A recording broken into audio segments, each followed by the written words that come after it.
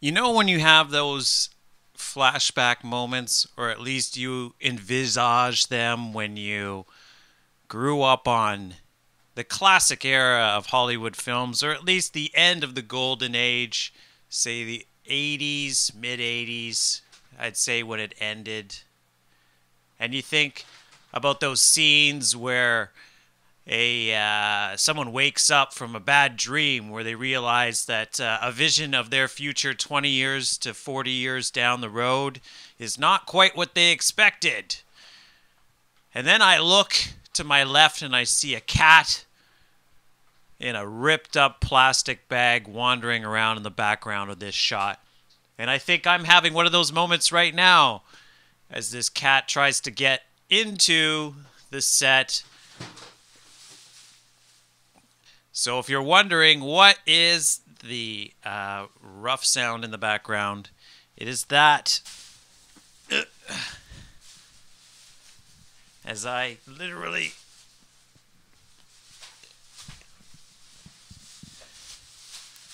okay, freedom.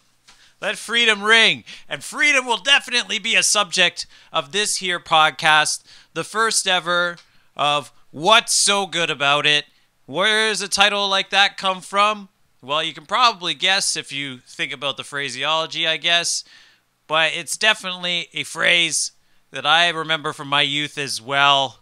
Because you'd always hear, or at least in the beginning of my travels, when I went to Ireland and England and a lot of fascinating different places in my youth and my early travels to Europe, etc., and even the States, I'd have to explain to my parents or to anyone sort of in my circle of family, what's so good about it? Why would you spend all that time and money going there?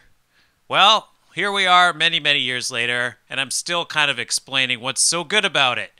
For many trips that I've, say, been on in just the very recent past, only a month or so. And if I seem exhausted, it's because probably of that still. A little bit of a cold that I'm going through that's not a bad cold, let's say. And just a general malaise, let's say, that I think that we all kind of go through at this time of year.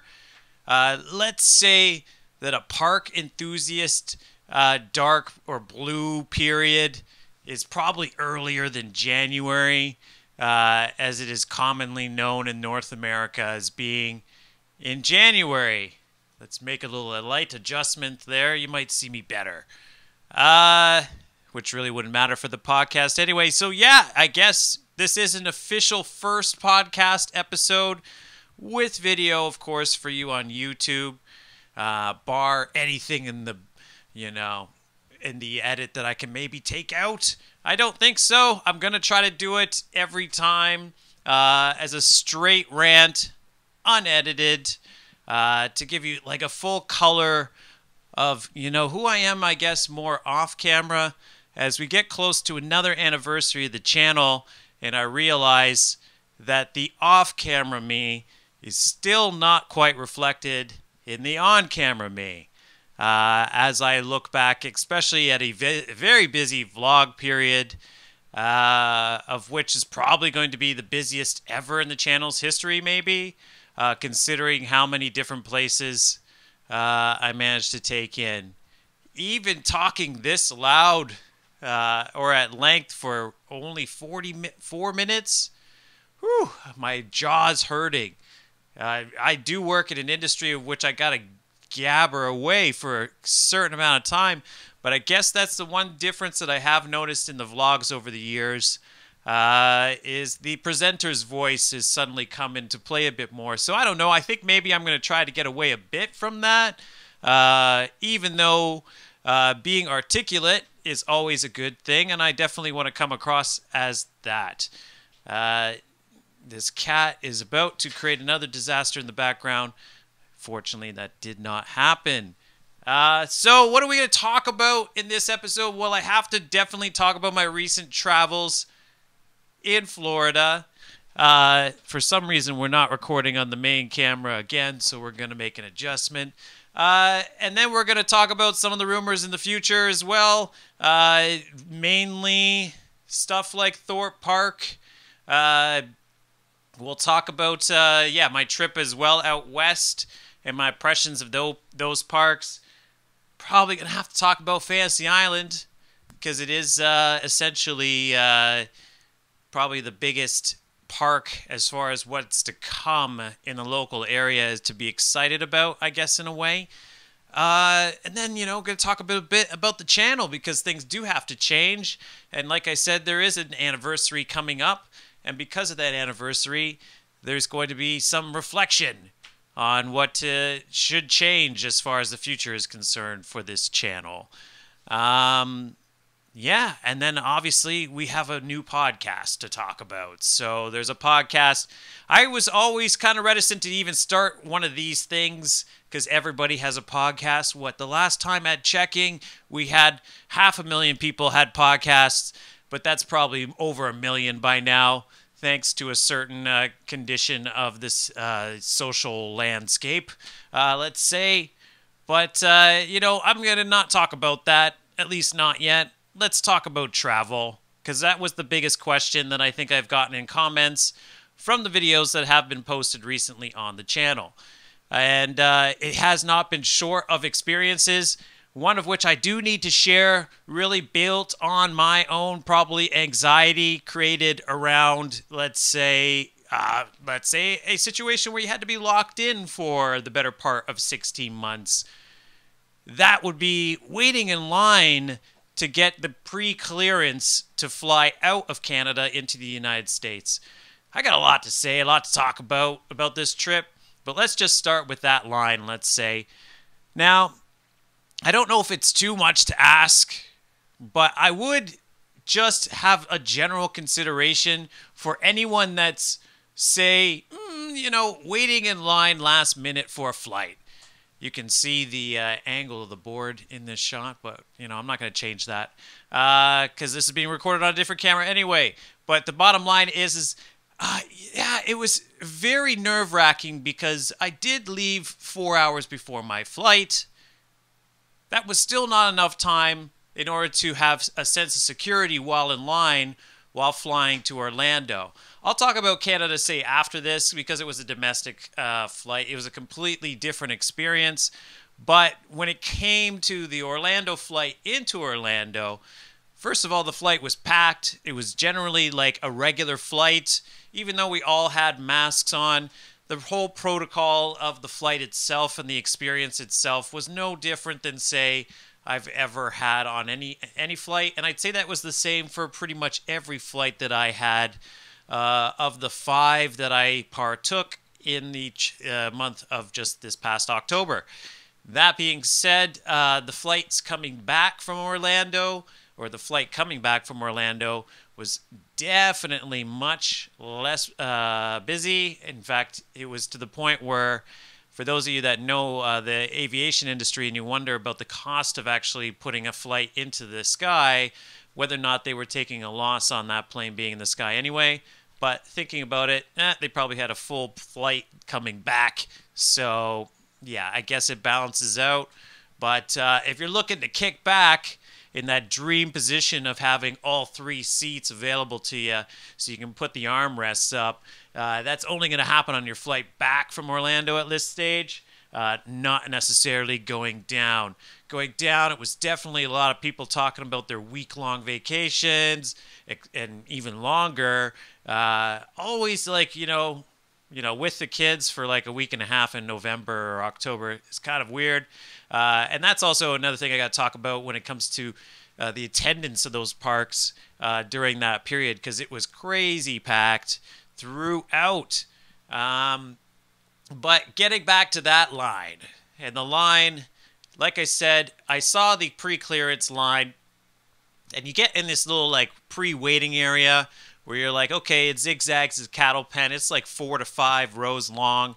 And surely that's not going to take more than, say, like half an hour. And then the room beyond that shouldn't be that big. shouldn't be that big, but then you get halfway through that first line and then you realize you can start getting a glimpse and there's a whole gymnasium-sized room worth of waiting, got to do the recording again. I apologize, all live viewership. The gym-sized weight of a line that you have to now go through once you get into the main room is a lot to take when you know that your flight is about to take off in about an hour and the gate is going to close in 45 minutes and you still technically have to get through security and you're like, okay, this is so not going to happen. This is not going to happen. Might as well cancel out the trip.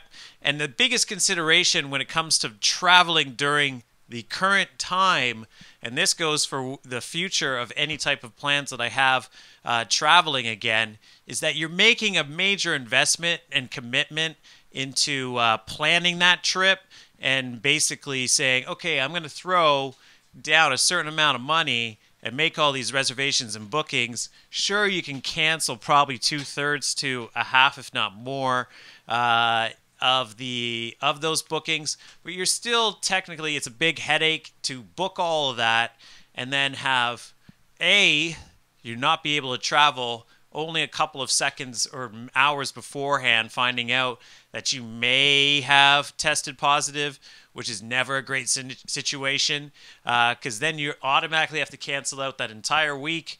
They cancel the reservations. If you're based on your work commitments, you've got that whole week off now where you can't really do anything other than just sort of sit around, and you probably have something. So because of that, obviously, so you're still going to have to quarantine. Yeah, it's not a great situation anyway. It's a big risk. It's really like going to a casino when it comes to travel right now. You don't know where you stand.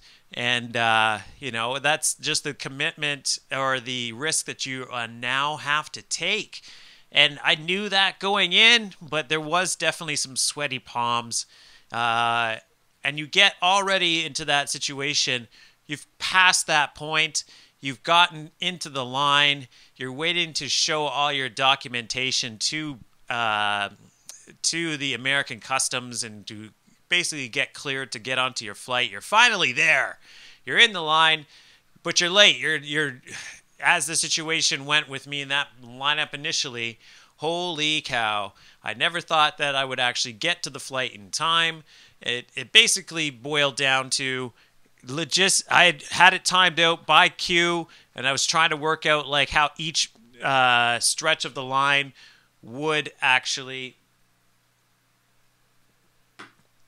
It's been a while since I've talked for this long in a row, obviously. So you never knew, or at least I didn't know, if I was going to make it in time. And I'd already resigned to the fact that I wasn't going to make it in time, even though they were saying somewhat in the pre-clearances rumors within the line that, they're extending the wait times and delaying flights so people can get through the clearance because it's going so slow.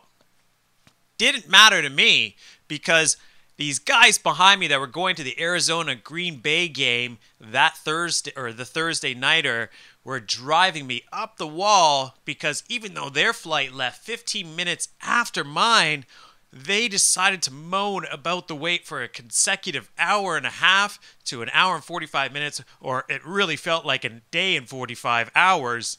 Whatever it was, oh my God, it was just too much to handle. And the entire time, I just wanted to turn around and be like, guys, I'm on a flight that's not even going to make it based on the wait that we're in here. You guys might make it and I might not. So shut up. But yeah, it was too much. They, of course, made it. I, of course, made it. But the just general public moaning and like the general need that these perfectly or good-natured individuals put us through, because everyone in the line had to listen to their complaints. It was definitely like traveling again, I'll say that much. It definitely reminded me of waiting in a line for a coach ticket to whatever exotic destination I was trying to get away from that to. If that makes sense. Yeah. Well, anyway, so I got on the flight, thank heavens for that. And yeah, touching down in Orlando, like I've covered it in a lot of the vlogs. And, if you're watching this and you're curious about it, definitely comment below if you're curious about seeing. I definitely have to change the settings on this camera. It is new, so for you that are live, you're getting to see like all these transitions as I basically keep turning the camera on and off again, because it would not be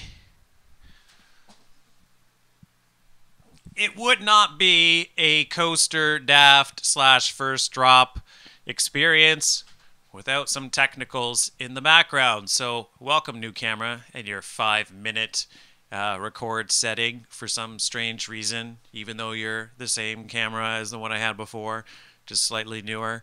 Very strange, very annoying. Anyhow, so yeah, touchdown in Orlando. Whew. Canadians touching down in Orlando. When you're coming from Toronto and you experience that, not only is the heat the first thing that hits you when you're in, say, the fall season, but yes, freedom. Freedom hits you as soon as you hit Orlando.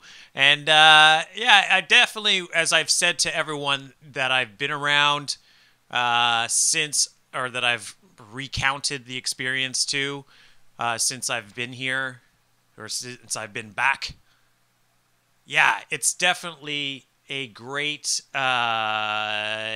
turn. It's a complete refresh, let's say, or a reset on what you're used to at home.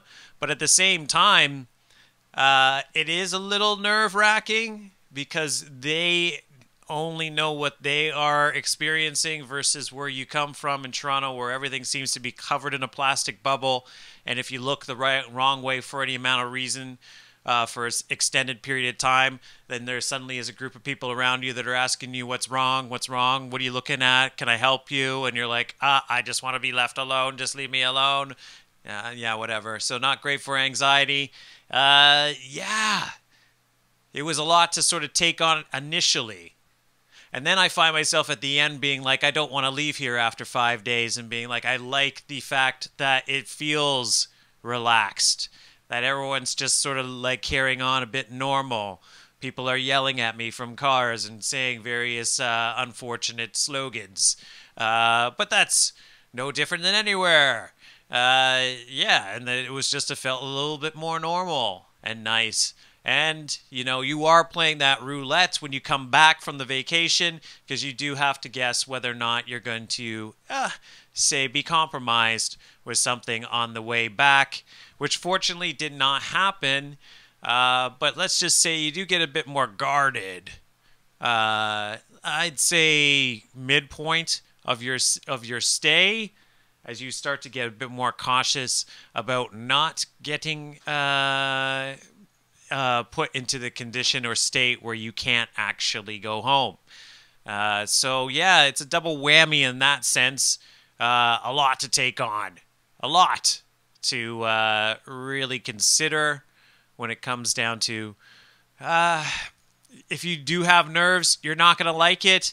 As I said, and I was going to allude to in the comments, that if you want to see it, I've cut probably an hour's content out of my videos from this experience, as I generally murmured about the differences and sort of negative interactions that you have, let's say, the beginning of my stay when I was there. And I definitely am a little bit more vocal off camera than what you get to see. So I am considering offering that, which will probably get me a lot more followers or a lot less. And we don't really want that.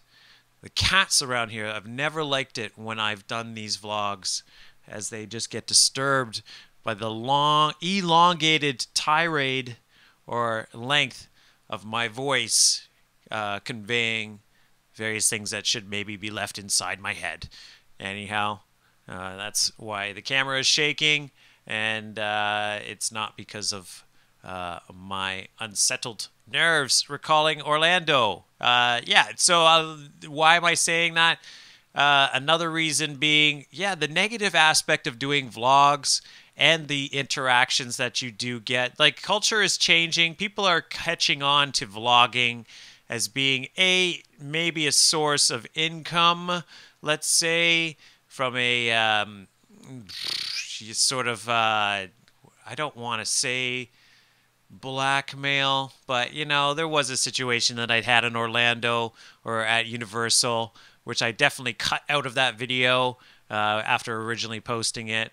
And 5-minute limit's coming. I'm going to have to change this the next vlog. And we're back again with the shaking cam. But as I was saying, yeah, you do get some negative interactions in the parks now when you're vlogging. Some positive, some negative from my side, which I'm really apologetic about in the sense that, yeah, you are rushing around to get things done. Busch Gardens was an experience, let's just say. There was two different flip sides. Those vlogs that I did produce certainly reflect the experience in the sense of, like, the day being a much brighter and thorough and one of the best park experiences I've had in recent memory. And then the night not being so much so, being hectic, full of some compromising situations. I was not in the best of spirits because I had to get new memory cards for the camera and all this kind of stuff that was going on. But it doesn't help when you're getting sort of called certain things in public by people. And I know that it was a bad season for vlogging, or not even for vlogging, for just parks in general during the holiday period at Halloween, as far as fights breaking out. And I'm not going to make a full recount of the situation that happened. There was no fight or anything. But it's just unfortunate, let's just say, because there are things that go on behind the camera and make you wonder whether or not you do want to carry on doing stuff like this for that much further. If the public is just generally going to make it difficult. They're always going to make it difficult. It's never been easy, but now it's getting harder to sort of slip out of situations where, yeah, you suddenly become the point of focus within a crowd of people even. So it is what it is. You do have to be fearless doing this kind of stuff. And also, I generally will hold on, and I guess I'm segueing now to the it is not what you think. That is one cough. But yeah, that's dry throat. Dry throat, people, I swear. This first episode of What's So Good About It is brought to you by Partake. Partake Brewing Pale Ale. Why Partake? Well, because it is the closest thing that you can get to the real thing, ladies and gentlemen. It has gotten this, and I'm probably sure many people that have gotten off of the proper sauce, or at least the spiked stuff, now enjoy a nice Partake. And not cheaply, mind you. Since this is not an official sponsorship, I'll say Partakes are going to cost you almost as much, if not more. And in fact, they do cost more than regular beer, as a Molson Pilsner King Can will only cost you still around $2.15. So that's a bigger beer than this. And this beer has only got 0.03 alcohol. So, yeah, why do you drink it? Because it's really just soda water. Everyone likes seltzer now, and this is seltzer, but in a different form. It kind of feels like somebody farted in it if you are just getting around to trying this kind of stuff. But at the same time, I like it. And stay tuned for next week's podcast, where I'll tell you about an even better, probably groundbreaking and revolutionary non-alcoholic beer. Okay, well, that's enough of that aside. We don't have an official sponsorship, but I just want to drink. And when I lose track, but what I was saying was actually the different direction of the channel. Nobody's watching this feed right now, and that's kind of upsetting. So we are getting on to a different anniversary, and because of that, I think that some things have to change. but also we're hitting a park or a zenith point where a lot of the original ambitions of this channel will have been met. Stay tuned for a little present during the holidays as we sort of do a closing point for one particular successful series, of which I will be sharing very soon. I won't mention it this week because probably next week I'll probably have a lot more to say about it as it gets near to being posted and premiered. There's only one thing that's premiered here, so you could probably guess what this will be. And yeah, that 5-minute space out between the shots here has not mattered, like I said, with the live feed because nobody's watching. So yeah, that is really the segue, is that I do need to think about, hey, how to get more subscribers. Everyone, I honestly, I hate every channel that asks about subscribers, and I'm not ever going to really say please like, subscribe anymore. That's been years since I've done it. But it is kind of upsetting. Maybe it is this Marineland situation and the fact that, you know, completely altruistically and good-naturedly, I have visited the park and not tried to promote the park, but really just give a coverage of what the park is up to in the current landscape, as no one else really has. Boy, have people gotten upset. I'm not going to really put my take on the situation with the park in general, because I do think its days are numbered anyway under the current ownership, and I do hope so. I will say, too, as well, as I definitely am not the type of person to endorse cruelty to any type of animals. I do think about this cat that interrupts my podcast once in a while, but that's all jokes aside. Yeah, I'm no joke, definitely not into anything like that. And then people would say, well, why would you go to a park, that park anyway then? Well, it boils down to people do watch this coverage, and I do try to do it as objectively as possible. And secondly, I do enjoy the fact that it is a theme park, and it had a sort of, it's really our Disney World. I hate to say it, but it really is, as it has really a larger than life personality behind it that had a big ambition and created something from the ground up based on that vision. And, you know, whether dependent on your perspectives of that person and even the ownership now, it still needs to be recognized. And I don't really believe in boycotts of any sort, because I think that they kind of send the wrong message for the impartial players, i.e. the people that make a living off of stuff, or within the enterprises themselves. They really don't have any other choice. And also even the ones that do want to do good work within, say, a compromising situation such as what's going on within that park, and it having a compromised future. I do think I need to make a statement on it, because I definitely don't like seeing news come down the wire that's negative about how anything is being treated within that park, be it mammal or otherwise. So really I do hope, but things aren't really getting better economically, that the park does see some sort of new ownership, because it's desperately needed. I'm not really without knowing too much about the situation, I don't think I should comment on the news other than to say it does sound a bit like a desperate move. I had been in the park twice this year, so I do know that I did get the general feel off camera that you were like in a carnival-ish like atmosphere. It did have a very tired and aged and dated. It had that feel of a place that was on its last legs, and you wouldn't be surprised would be closed. So while many people said and have said that the park is closing, I still don't believe that. I would say that in the current state that it's in, it will be closing, because it will not turn a profit.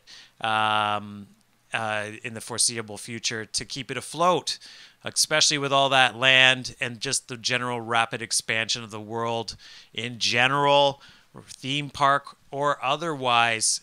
Yeah, it's getting to be Golden Horseshoe property is worth a lot, of which Niagara Falls is located, and yeah, it's under threat. And there's a realistic chance that we're going to lose some of those unique rides that it has. Even a smaller footprint for what it has now, an entirely smaller footprint, sort of like a micro version of what the park is, incorporating Dragon Mountain and Sky Screamer and a couple of areas around that would probably be a more attractive option if they wanted to sell the majority of the land around that park and really focus on amusements instead of, say, what's going on there now. To make another adjustment on the camera as always, so apologies for the shake, but that's what I'm going to say about it. The videos are not on the channel right now, just so that way I can lessen the amount of attacks from people that aren't going to watch this particular statement about it and just generally use the internet as their stomping grounds for their individualized and aggressive perspectives on things, which is something that I, while capable of doing, am certainly just not going to do. Not my bag o' tricks. Speaking of controversial stuff, and I did believe in the last time I did a live that I addressed it somewhat. I haven't even looked to see what's on the screen behind me. Niagara Amusement Park. What's going on? What's going to happen?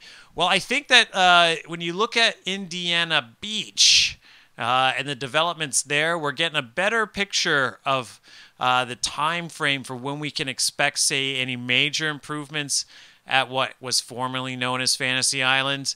And I'd say it's a little bit concerning in some retrospect because I think that the season forthcoming will be lucky if we get Silver Comet back, and the ride offering is going to probably be somewhat similar to, say, Carnival-esque. I hate to use that term, and I'm not using it in a derogatory way. Maybe a little bit more refined in the sense that if you look at, say, what Alton Towers did with the temporary fairground attractions or the fairground traveling attractions that they put up, if you are familiar with their season this past season, I think you're going to see that probably at Niagara Amusement Park. You're going to see some newer traveling rides probably be plopped into that area, and then we're going to maybe over the next course of 5 to 10 years see some substantial improvements to the park. But I don't think that you're going to see a theme park or really a thoroughly detailed or a park with a thorough offering. I feel like they're going to use that water park as a central focus as far as the park is concerned for the time being, and then offer these other rides on the side. That is essentially based on what's going on with Indiana Beach, because they're not in any rush to get that triple looper going. There probably has been technical complications for why it has gone up and gone down, or gone down and gone up as far as construction is concerned. But yeah, I would just say financially, from a park operation standpoint, if they're not pushing to get that thing done sooner, vis-a-vis, who knows? Maybe the experts in Schwarzkopf just aren't generally available like they are, say, for B&M, and the time for these guys to get to these rides and to actually provide the technical service and expertise that they provide is limited, and that's why we have Mindbender down in Calgary, and that's why the joke or the Riddler's Revenge or Riddler Mindbender, down in Georgia has taken so long to get back up and running or in its new form. So I have a nagging suspicion that these refabs or just like these sort of extended technical looks at these rides maybe are taking longer because of the specialties or specialtiness involved behind them. Who knows? I'm not an expert, but I do know one thing. I got to change the battery in my main camera. Those of you that have survived at this point, oh my.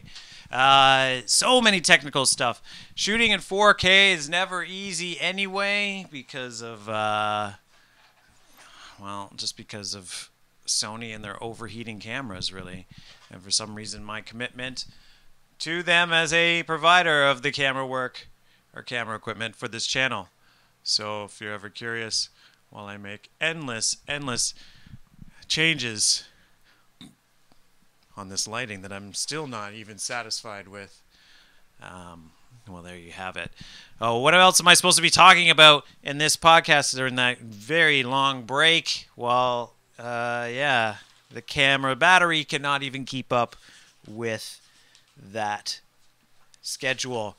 Does this seem organized? Well, yeah, I should probably say that I wasn't going to even think about doing this in the first place because I said I was changing over the channel to a different sort of thing. But here we are, right? I am back in a podcast form, and I've done podcasts before, or at least said that we were starting podcasts.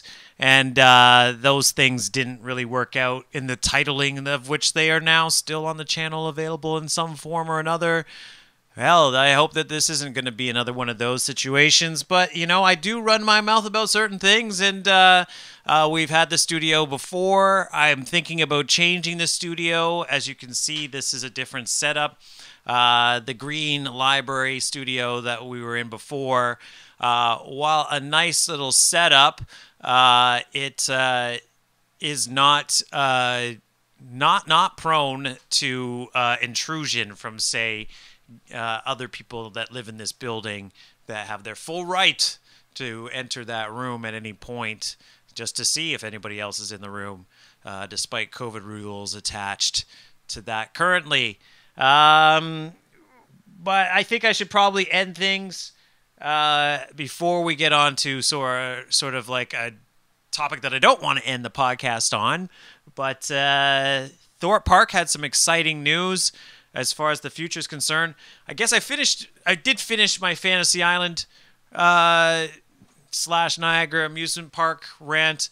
Yeah, I will say on a final note that I do look forward to going to the park this year, and I do hope that Silver Comet reopens.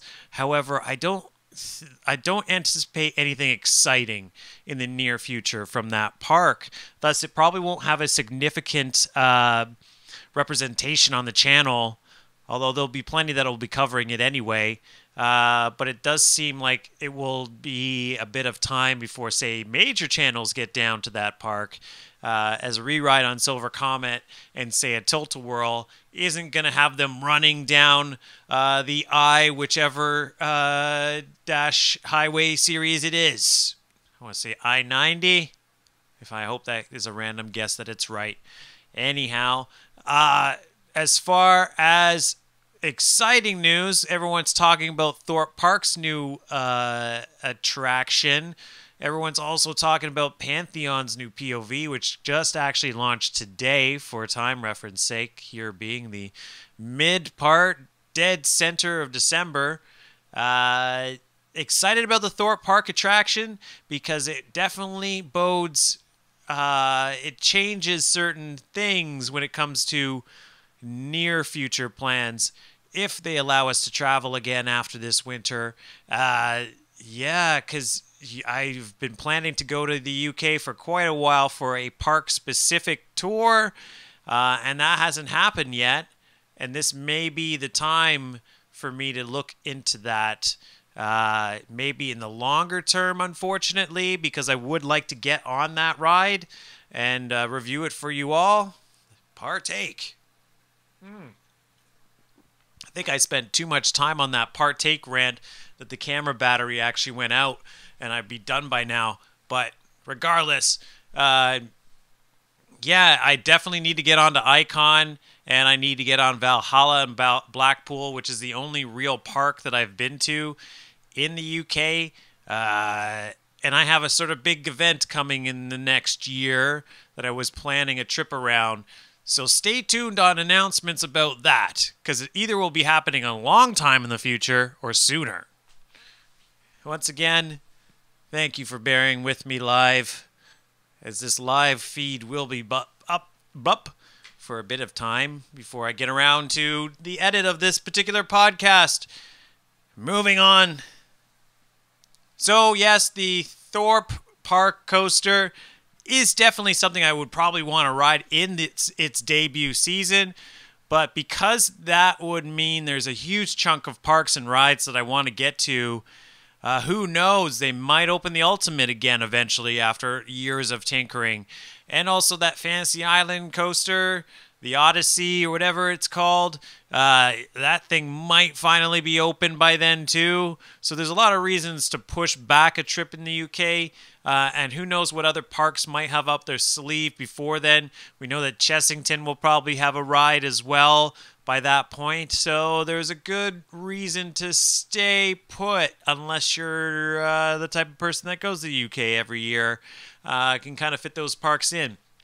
I think that what I would probably do is focus on mainland Europe, as there's a lot more that's just kind of hit. And there's also Tonnerre de Zeus coming up in its new form, or the second Tonnerre, or whatever they're trying to call it. Tonnerre de Zeus. Tonnerre de Zeus? Tonnerre de Zeus. Yes. Anyhow, I want to get on that. I want to get on Fly, obviously, and there's a lot of rides. I haven't been to Toverland. There's Fury. There's Ride to Happiness. Or, I hate longer titled, off onto an enthusiast rant, but I hate longer titled coasters, because as you kind of get more lazy with things in your older age, you're kind of like, I don't really care if I say the correct titling on certain things, because I do know... just knowing that it's outside of Bruges or Ostend in Belgium should qualify enough, the fact that you're smart. But, people are like, it's actually Ride to Happiness or Ride through Happiness or the ride. You missed the ride of I don't even know which one it is now. I've confused myself, but that's in Bruges or outside of Bruges, and I definitely would want to go check that out. So if you're going to have, say, a in Bruges type of situation where you have your, say, bachelor party in Bruges, where you go to Plopsaland, Japan. Has anybody done that for a bachelor party? But I'm talking to you, Plopsaland, in the completely random universe that you're watching this. The invitation has now officially been sent. To invite me back, or to invite me anyway for that particular event. Anyhow, that'll be happening in the spring. So hopefully, if we're allowed to travel places, I'll be joining, I'll be able to review that for the channel. As I said, I wouldn't mention, but that is definitely the plan for the next huge trip in the future. Let's hope that we get to travel. As I segue into the final, I did talk about malaise, the final subject being the malaise. It's a scary anniversary. It is the anniversary. It's already happened, I guess.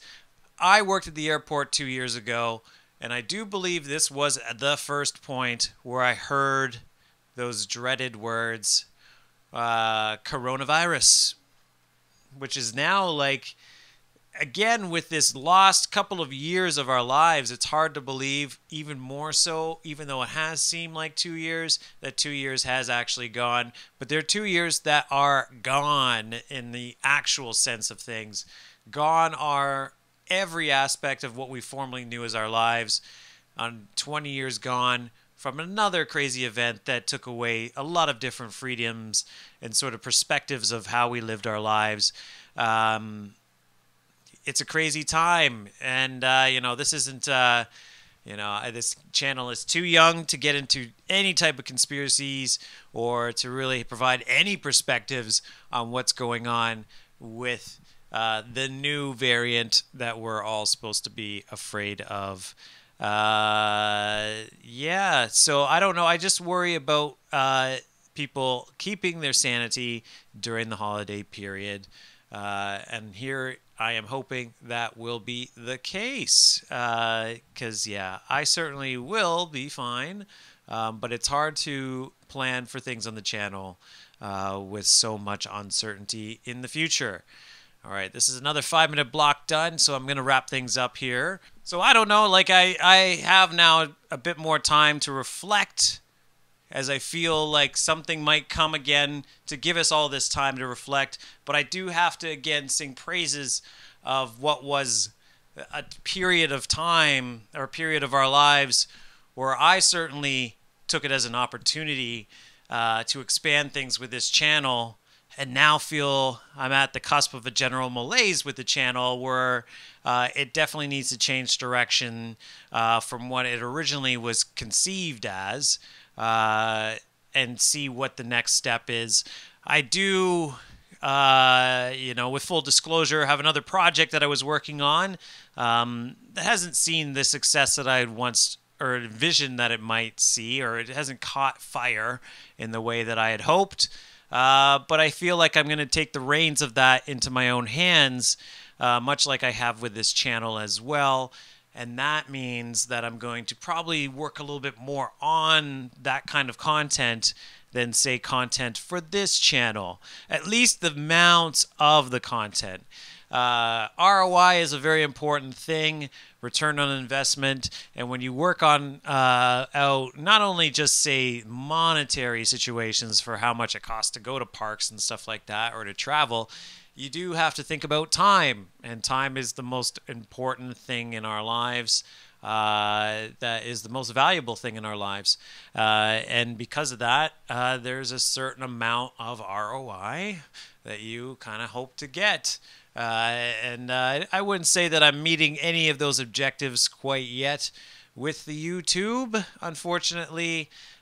So we're going to now kind of get away from vlogging, as I've said probably a billion times. I've even said I'm not going to be doing any stand-up podcasting stuff like I'm doing now. But you're probably going to see more of this, maybe, even though this is not necessarily the most successful thing on the channel. But it does afford me the opportunity to, say, invest a little less time in, say, huger productions like, hour and a half long Disney vlogs, when you factor in the time it takes to get down to that park, edit it, do all that kind of stuff, and put it all together, shoot it, etc. It's a huge amount of time versus just talking to you guys about my perspectives of the world and the theme parks and everything that's exciting. But that being said, I think that the attractions also need to change somewhat. I had always had the envisioned outside of my home park, Canada's Wonderland. Apologies for the eye itch. The fact that I was going to cover never a park really twice in a vlog. I think that will ring true still, but mainly what I'm alluding to is that I'm going to probably look at going to some different attractions that are, say, not necessarily attractions, not things that sell tickets, but are a little bit more folklory and historical and maybe mysterious and possibly even scary. Who knows? But yeah, there's going to probably, well, not probably, there will be a change of direction into stuff like that. And also the films will be coming back. And that was the big thing about the pandemic, is it allowed a lot of time to produce films for the channel. So you're going to definitely be seeing a lot more of those coming in the next couple of months. A good slate of which, one of which I have already alluded to, but is probably the most anticipated in the channel. So I'm certainly going to be glad to share that with everyone come Christmas, as I have that special gift for those of you that are subscribed and are following the channel. Don't mean to be doom and gloomy, because it is a real good news situation in the sense that there will be some exciting content to view from the world of First Drop, but it's going to be a bit different than, say, what you see here, as we focus on a little bit something different outside of here. But there'll be news on that very soon, because the first film of that I alluded to will be available for viewing very, very soon. So look for that very soon. Anyhow, all right, another 5-minute block. Can I do this in a couple of seconds and wrap it? No, I can't. All right, 1 second while I get this camera. All right, well, that is the wrap up. Next week, if it is next week, it might be every 2 weeks that we do these. Probably every 2 weeks. I don't know if I can run my mouth off for an hour every week like some legendary people who aren't even actually doing that or struggling with a schedule like that and get paid a lot more. In fact, get paid and pretty much actually get paid to do it compared to what we're doing here, right? So, yeah, that's it, guys. Try to stay safe. It feels like deja vu, like I was saying. Only 2 years ago, I was kind of starting to do this and just ranting into a mic about the situation at hand. So let's hope that it doesn't get anywhere near what that was like. And instead, we have a much brighter gray period ahead of us. The winter months where we can't ride anything and all the festival lights get turned off. I was meaning to talk about it, but there are going to be no Festival of Light vlogs on the channel. We're wrapping that up. I just don't have the heart for it. The time, and like I said, as just only a couple of minutes ago, the amount of time that it takes to get to these events and to put stuff like that together, well, you definitely have to have a heart for it. And I just, after thinking about like my Yomiuri Land vlog from 3 years ago now in Japan, that event was so much more better than what Wonderland has put on display this year, even in an improved version of what their original vision of Winterfest was. Yeah, I'm just not, like, while I enjoyed Winterfest, I don't think I really want to do multiple versions of that particular type of event, and certainly not something where you drive through it. It feels a little bit National Lampoon's Christmas Vacation to me, if I'm to be honest with you, and just a little too ramshackle and quickly put together. Kind of like a Christmas project for a grade school in some examples that I've seen online. I'm not trying to be mean, but it's just not for me. Yeah, I like scare events. I like theme parks. And we're going to stick with that kind of focus for all the content that is related to this channel. So, no more Christmas lights. Unless those lights are scary for some strange reason or have some sort of unique vision behind them. But I might have something to talk about in the near future about that in relation to this channel soon enough. Okay, I think that's an hour. So that's a good time and period to wrap this up, guys. Like I said, every 2 weeks we're going to give you one of these, and it is every 2 weeks. I will rant into a microphone and disclose way too many personal thoughts about attractions, etc. for you to enjoy. And hopefully you have, as the phrase has always said, always enjoy.